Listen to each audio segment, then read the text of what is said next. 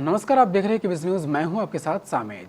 सिंगरौली जिले के सराई तहसील अंतर्गत बंधा व पेड़रवा पचौर सहित आधा दर्जन गांव की टीएचडीसी व एक्सेल माइनिंग कंपनी के लिए अधिग्रहण हो रहा, जिसकी सुनवाई आज कलेक्टर राजीव रंजन मीणा की अध्यक्षता बंधा गांव में संपन्न हुई। इस जन सुनवाई में सिंगरौली पुलिस अधीक्षक वीरेंद्र सिंह, एसडीएम विकास सिंह, टीएचडीसी कंपनी के अधिकारी AK शर्मा, बंधा क्षेत्र के विस्थापित व कांग्रेस नेता दरोगा पाठक विश्वास तिवारी, श्याम कार्तिक दुबे, राजेश द्विवेदी सहित पचौर, बंधा, तेंदुआ, वानी, झरिया के सैकड़ों विस्थापित व ग्रामीण उपस्थित रहे। इस जन सुनवाई में स्थापितों ने कलेक्टर की उपस्थिति में कहा कि पहले टीएचडीसी क्षेत्र के प्रभावित विस्थापित हो रहे लोगों की जमीनों की व विस्थापितों की समस्याओं का निराकरण हो, इसके बाद ही आगे अधिग्रहण हो। साथ ही विस्थापितों ने कहा कि कन्वेयर बेल्ट में फंस रहे क्षेत्र की जमीनों का विधिक तरीके से अधिग्रहण हो।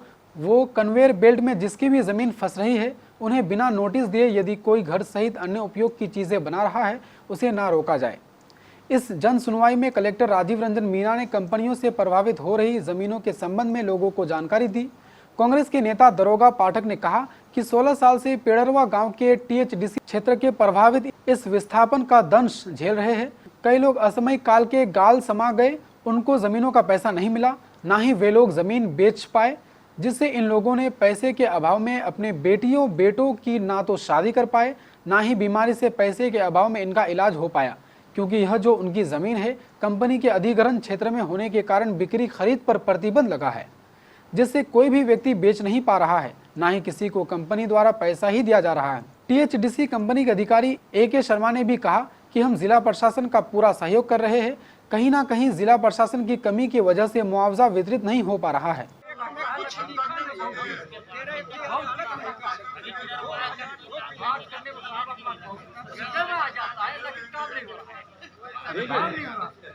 काम हो रहा है, देखिए थोड़ा जटिल है, ऐसा है, थोड़ी सी है।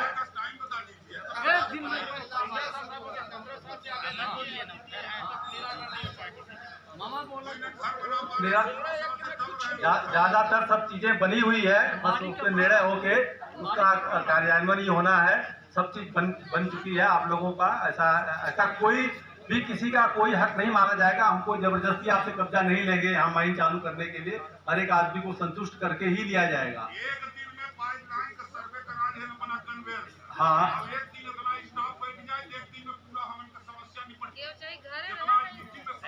हाँ,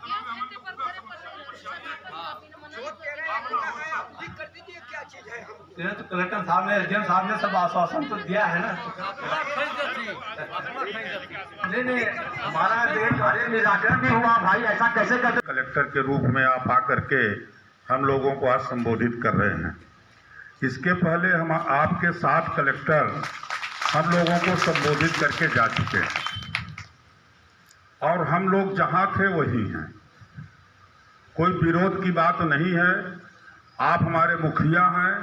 आप हमको अपने बीच में पाकर जब घर का गार्जियन अपने सामने आता है तो अंदर की पीड़ा बाहर आती है। तो अपने मुखिया को पाकर पूरी जनता की ओर से आपको पीड़ा व्यक्त कर रहा हूं कि माननीय, इसके पहले भी कई बार इन मुद्दों पर गांव में ग्राम सभाओं के माध्यम से, कलेक्ट्रेट में कलेक्ट्रेट सभाओं के माध्यम से, यहाँ से लेके भोपाल तक प्रमुख सचिव के से दूरभाष पर भी श्रीमान से कई बार अनुनय विनय अनुरोध करने के बाद भी हम लोग 16 साल से 17 साल से पूर्णतः से पेड़रवा कंपनी के नाम पर प्रतिबंधित हैं। प्रत्येक आदमी, कम से कम 176 आदमी का प्रधानमंत्री आवास का 1.5 लाख रुपए जो मिलने वाला था वो नहीं मिला, उसकी क्षति हुई। किसी भी आदमी को शौचालय की योजनाओं का लाभ नहीं मिला पूरे क्षेत्र में। 16 साल से 1 रुपए का काम उस पंचायत क्षेत्र में इनको मजदूरी नहीं मिली। रही बात कोई भी कंपनी, जैसे आपने कहा बंधा कोल ब्लॉक के लिए कंपनी आ रही है। दुर्भाग्य है कि कंपनियां जब आती हैं तो विकास होता है, देश के लिए कंपनी आवश्यक है। हम लोग भी पढ़े लिखे लोग हैं, विकास के लिए विनाश भी आवश्यक है, कंपनी आना भी आवश्यक है। लेकिन उसके लिए गाइडलाइन होनी चाहिए, एक समय सीमा होनी चाहिए कि 2 साल के अंतर्गत कंपनी लगे चाहे न लगे। यदि हमको प्रतिबंधित कर दिया गया है तो हमें भत्ता और रोजगार देना प्रारंभ कर दिया जाए। पिडरवाह जैसी स्थिति में 16 साल हमको लटका के न रखा जाए। आप पिडरवाह कंपनी के भी प्रतिनिधि हैं। इतनी पीड़ा है कि गांव के कई लोग माननीय कैंसर की पीड़ा से मर गए। कई लोगों की बच्चियां, बड़े दुर्भाग्य की बात है कि पैसे के अभाव में शादी नहीं कर पाए हम लोग। सामाजिक अव्यवस्थाएं फैल गई।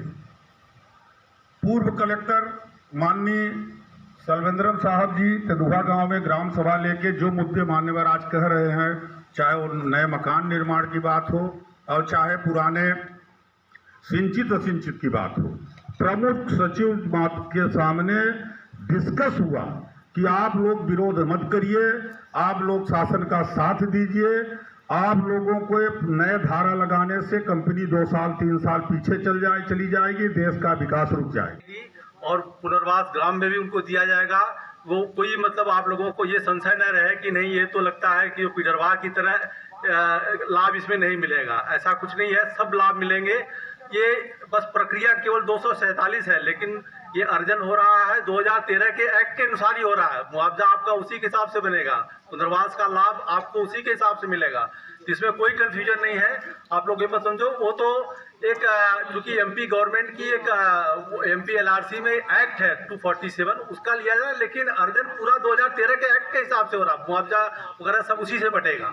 तो आप लोग इसमें कोई मतलब वो न रहे आप लोगों को कि पिडरवाह के हिसाब से हमको ये जो कन्वेयर बेल्ट का अर्जन हो रहा है उसमें जो है लाभ नहीं मिलेगा। पूरा लाभ मिलेगा सबको, वो मैं आपको पूरा वादा करता हूँ। यहाँ पे अपने जनरल परिचर्चा थी, सुनवाई जो जन सुनवाई होनी है उसकी जो विधिक प्रक्रिया है उसके तहत उसका प्रकाशन होगा, उसमें जन सुनवाई होगी और वो निरंतर जो अपना अधिनियम है उसके अंतर्गत जो कार्रवाइयाँ हैं वो जो विभिन्न प्रकार के जितने भी सिंगरौली जिले में ब्लॉक आवंटित हुए हैं उसके अनुरूप वो कार्रवाइयाँ चलेंगी और जिस भी तरीके से जो विधि अनुरूप ही सारी कार्रवाइयाँ उसमें होंगी। नहीं, लोगों का कहना है कि विधि अनुरूप नहीं हो रही है। ये जो कन्वेयर बेल्ट जा रहा है उसमें किसी को सूचना नहीं दी गई, उनके जो लोग घर बना रहे हैं या बने उनको रोका जा रहा है। वो भी जो प्रक्रिया है, जो विधि अनुरूप जो प्रक्रिया होगी उसी में आगे कार्रवाई उसमें होगी। किसानों का आरोप है कि 16 साल लंबा समय लग गया है, कब तक ये मिल पाएगा? हाँ, ये जरूर इसमें बहुत अधिक समय व्यतीत हुआ है। देखिए, टीएचडीसी 2004 से लग रही है और अभी हमने कलेक्टर साहब से भी कहा, 7 कलेक्टर इसके पहले आए। जितने कलेक्टर आते हैं उतनी तरह की बात करते हैं। हम लोग बूढ़े हो गए आवेदन देते आवेदन पे आवेदन। कलेक्टर साहब इसके पहले भी 2 बार यही कलेक्टर आ गए, बोले 1 महीने में निराकरण कर देंगे, 15 दिन में कर देंगे। झूठा आश्वासन हम लोगों को दिया जा रहा है। हमारी जनता भूखों मर रही है। 16 साल से न वहाँ उनको रोजगार मिल रहा है, न उनको कोई विकास मिल रहा है। प्रधानमंत्री आवास से लेकर शौचालय तक समस्त कार्य प्रतिबंधित हैं। बहुत लोग दवा से मर गए, कैंसर से मर गए।